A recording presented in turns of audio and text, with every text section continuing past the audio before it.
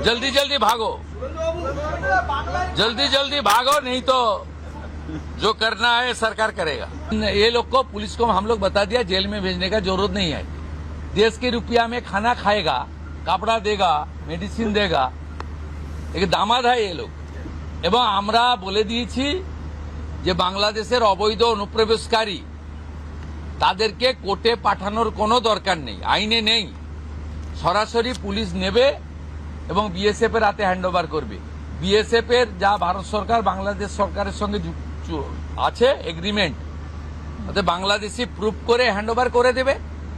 আমাদের জেলে 3 মাস 6 মাস 2 বছর রেখে আপনার চাল, আপনার ডাল, আপনার তেল, আপনার মাছ, আপনার ডিম, আপনার কাপড়, আপনার মেডিসিন ওদেরকে দেব কেন? এটা তো ভারতীয়দেরই ক্ষতি হচ্ছে, আমাদের রাজ্যেরই ক্ষতি হচ্ছে। সেই জন্য আইনটা এতদিন ছিল ভোট ব্যাংকের স্বার্থে কেউ বা কারা ব্যবহার করেনি। আমরা ভোট ব্যাংকের বাইরে গিয়ে দেশের স্বার্থে, রাজ্যের স্বার্থে এই আইন কার্যকর করি।